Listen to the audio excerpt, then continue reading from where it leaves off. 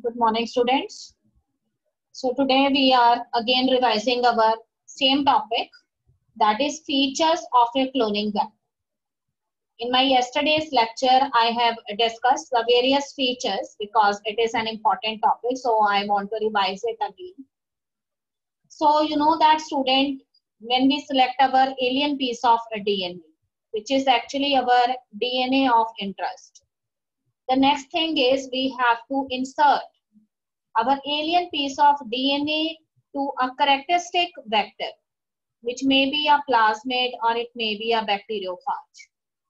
And you know that as we use the same restriction enzyme for cutting off this alien piece of DNA as well as the plasmid vector, so sticky ends are produced in both of them, and these sticky ends of alien piece of DNA as well as the plasmid vector, they are quite helpful in binding with each other as they form hydrogen bonds with their cut counterpart. And later you know that the enzyme DNA ligase, it sealed the ends of the alien piece of DNA with the vector. In our yesterday's lecture, we studied that what kind of features should be present in a cloning vector. So here our first point is origin of replication.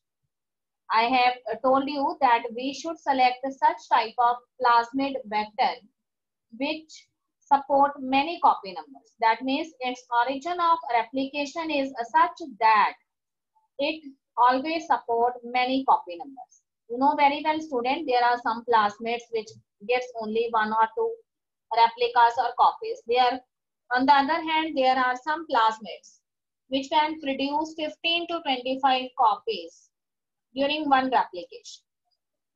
So we have to select a plasmid whose origin of replication or ori, it supports maximum copy. And our second point is selectable marker. You know that when we form the recombinant DNA, and by the process of transformation, when this recombinant DNA, it enters into the progeny cells of the host. How can we identify that how many progeny cell it becomes the transformants and how many progeny cells it remains non-transformants? For this purpose, we use the technique of selectable marker. Suppose we have transfer an antibiotic resistant gene as an insert. So for identifying that antibiotic resistant gene, we simultaneously done plating of 3 antibiotics. Arrange some culture medium over it, then put some characteristic antibiotics. For example, plate 1 we have tetracycline, and in plate 2 we have streptomycin, and in 3 we have ampicillin. Suppose the insert carries the ampicillin resistant genes. So what you observe, the transformants, they do not show any growth over tetracycline plate as well as streptomycin plate, but they only show their smooth growth over the ampicillin plate, because here the ampicillin resistant gene is present in them as an insert. So in this way we can easily identify that how many progeny cell of the host they get converted into transformants and how many they remain as non-transformant. So this technique is selectable markers. And third thing which I have discussed with you, that is cloning sites. We should select such type of vector which has only one or minimum cloning sites or recognition sequences present over it. Because if so many recognition sequences they are present on the vector, then what happens? The restriction endonuclease enzyme, they cut the particular vector at so many segments, and this complicates the process of gene cloning. So in order to avoid this, we should select such a vector which contains one recognition sequence so that our alien piece of DNA, it can easily insert over that plasmid vector. And no confusion is created for the enzyme or restriction endonuclease. Student, here I want to tell you one more example, and that example is related with, suppose we have selected an alien piece of DNA that contains antibiotic resistant gene, that is tetracycline antibiotic, and we place this tetracycline insert in some vector. That is, for example, this vector may be PBR322 vector. And you know that here one site is already present, that is BAM-H1 site. And here tetracycline resistant gene is there. So student, we have to change, we have select an alien piece of DNA that contains ampicillin resistant gene. So this new insert has ampicillin resistant gene, and we put it over the BAM-H1 site of PBR322 vector.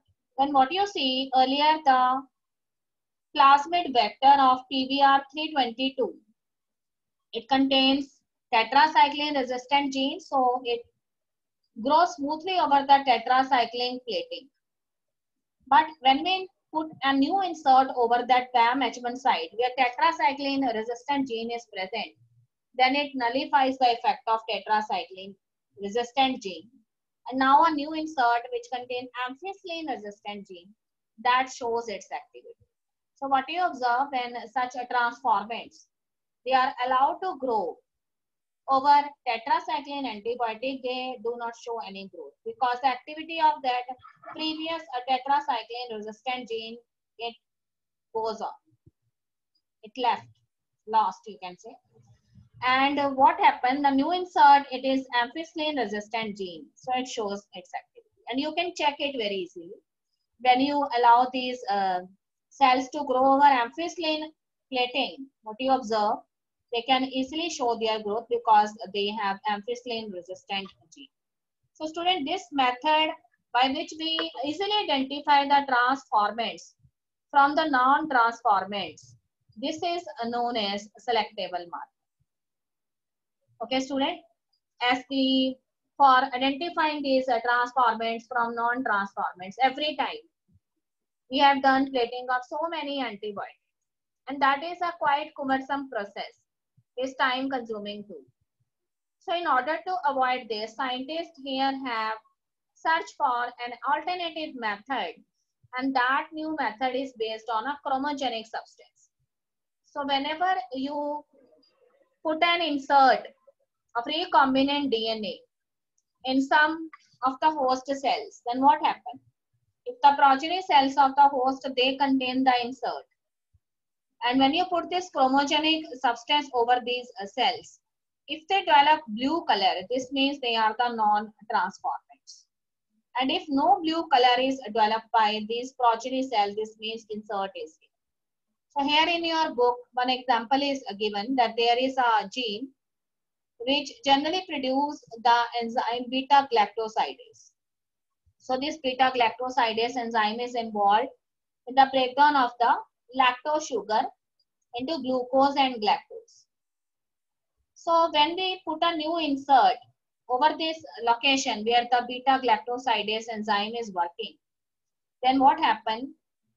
It covers the location of beta-galactosidase enzyme. Now the activity of the enzyme get lost, and we want to check that how many cells they have get this new insert. That means we want to check how many cells they become the transformants. So when we put this chromogenic substance over it, then what happens?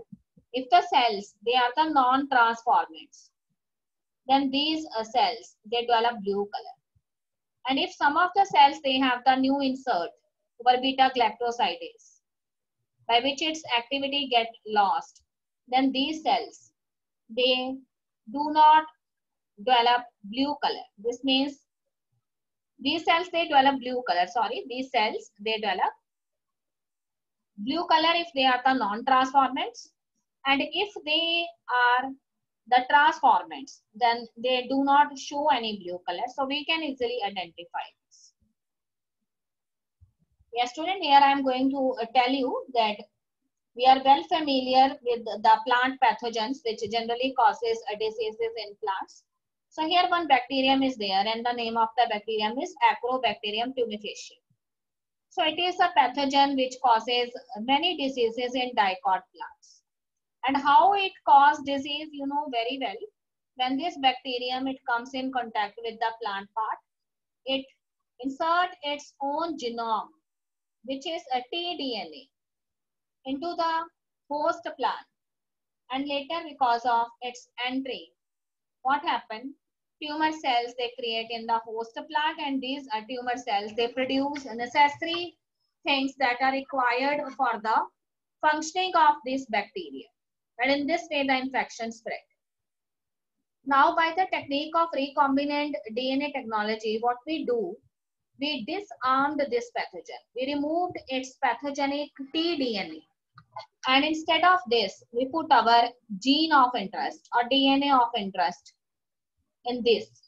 So when this bacterium, it cause infection, now it transfer the DNA, but this is our desired DNA, not that pathogenic transfer DNA. So in this way, our alien piece of DNA, or you can say recombinant DNA, gets entry into the host cell, and our motive is fulfilled. And similarly, for this purpose, we can also use retroviruses, which are those viruses which contain RNA as the genetic material. And scientists, they have used so many pathogens, and they remove their pathogenic genetic material and they put their own desired genetic material in them, and in this way they can be used for human welfare. Yes, student.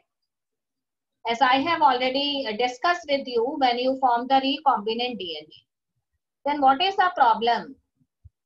That this recombinant DNA is then have to be entered into the host organism. But you know that the host organism do not allow the entry of this recombinant DNA. On the other hand, as you know that it is a DNA, this means it is having negative charge, it is hydrophilic in nature. And the cell membrane of a particular cell, it consists of lipid bilayer which is hydrophobic in nature. This means the recombinant DNA cannot enter through the cell membrane. So for this purpose, we have here so many methods by which we forcefully enter our recombinant DNA into the host cell for its further application. So here we are going to tell you one method. And in this method, what we do, we generally use calcium divalent ions, that is Ca2 positive ions. What is a divalent calcium ions do? These divalent calcium ions, they increase the efficiency with which the DNA enters into the bacterium, because these divalent ions, they cause pores in the cell wall of the bacterium. And as a result, what happens? The recombinant DNA, it easily enters through these pores which are present in the cell wall. Yes, student, the next method after this is we can forcefully enter our recombinant DNA into the host cells by incubating the host cells. First, at very high temperature, that is around 42 degrees Celsius, we have to give heat shocks to these host cells. Then we putting them back on the ice. So we repeat this procedure again and again. First we give heat shocks and then we put them over ice. Heat and cold treatments, they are done by us in an alternative manner. So what happened? By continuing torturing these host cells, they becomes ready to accept the recombinant DNA. There is one another method, and that method is known as micro-injection.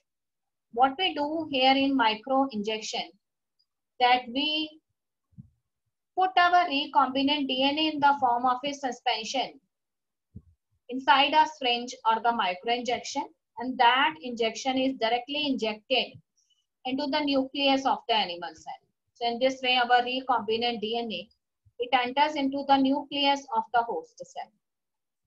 And the third method which we used here is that the plant cells, they are bombarded with high velocity microparticles of gold or tungsten. And these gold and tungsten particles, they are coated with our desired DNA of interest. So these gold bullets, They are fired by a gun which is known as gene gun, and this method is known as the biolistic. So in this way, our recombinant DNA or DNA of interest, it enters into the host organism. The last method used for making the host competent to accept the recombinant DNA is to disarm the pathogen vectors. As I have already discussed that there are so many pathogenic vectors which insert their own genome into the host organism, and their genomic material is actually pathogenic in nature. So if we remove this pathogenic genomic material and insert our own DNA of interest, then this recombinant DNA, it finally enters into the host cell. It utilizes the replicating machinery of the host, the DNA polymerase enzyme, and in this way, the numerous copies or replicas of our DNA of interest can be obtained. Yes, student, here we are going to start the process of recombinant DNA technology. So today I am only give you a brief idea that what are the various steps which we generally use in this recombinant DNA technology. So there are several steps which are involved in this process of recombinant DNA technology. And the first step is isolation of the DNA. Students, you know very well that DNA, it is present inside the nucleus in the chromatids of the chromosomes. You know that inside the two sister chromatids, the DNA helix, it usually runs. As you know that DNA, it is a negatively charged molecule. So it is binded with positively charged proteins of high dimensions, which are known as histone proteins. So our first purpose is to isolate this DNA by degenerating the cell walls or the cell membranes of the characteristic organism. It may be bacteria, plant, or animals. And second one is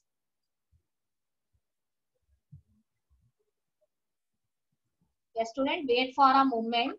The second step is fragmentation of DNA by the restriction endonuclease. So once you do this isolation of the DNA, the next step is the fragmentation. And for the fragmentation of the alien piece of DNA as well as the plasmid DNA, you have here used the special type of enzymes which belong to class nucleases. And these are the restriction endonucleases enzymes, which are popularly known as the molecular seizures. And the third point is isolation of the desired DNA fragment that we have already done. Then fragmentation is there. Then ligation of this DNA fragment into the vector. So as soon as you separate or the DNA fragments whose cutting is done by restriction endonuclease enzyme, then we have to isolate that desired DNA fragments. And for this purpose, we have to use a technique, and that technique is known as agarose gel electrophoresis. We have already studied about agarose gel electrophoresis in detail in our previous lectures. And when we done the separation or isolation of the DNA fragments of the alien DNA as well as the plasmid DNA, then we ligate this DNA fragment into the vector, and that vector may be plasmid. So here you know that in the alien piece of DNA, sticky ends are there, and in the plasmid DNA, sticky ends are also there. And both of these sticky ends, when comes in contact with each other, they form hydrogen bond. But the ends of these alien piece of DNA, when we insert it over the plasmid DNA, it gets sealed only by the application of the enzyme DNA ligase. So we have to add in the suspension here the enzyme DNA ligase.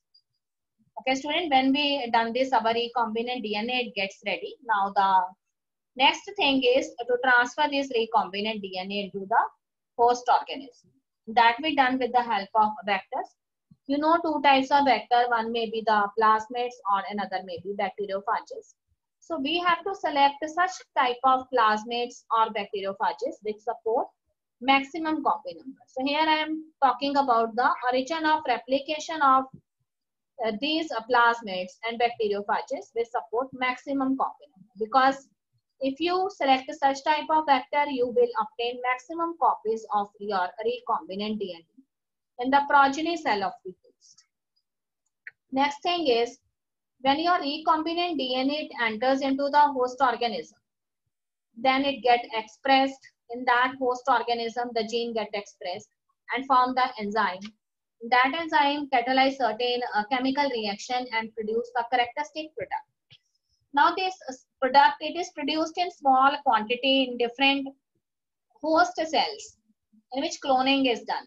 Now what we have to do, we have to culture these host cells in a medium in vitro condition at a large scale, so that optimum conditions can be provided to these host cells in very big vessels which are known as bioreactors, and these bioreactors, they contain tons of the culture medium. So optimum temperature, optimum pH and other optimum conditions are provided to these host cells. So these host cells, they multiply rapidly, they produce so many other daughter host cells, and in this way we obtained large quantities of our desired product. So for this purpose, sometimes we used continuous type of culture medium, where contamination of the culturing is very less. And the last thing is extraction of the desired product. So when your desired product, it is produced at a large scale, then the last method is we have to extract our desired product from these host cells whose culturing we have done. And later, if our desired product is a drug, then we have to undergo that product through so many clinical tests, and then we launch it in the market. If some other product is there, we also do its purification as well as a testing is done, and this whole procedure, it is known as the downstream processing. Okay, student, that's all in today's lecture. So tomorrow we will study each of these steps in detail. So read your chapter carefully. Have a nice day, student.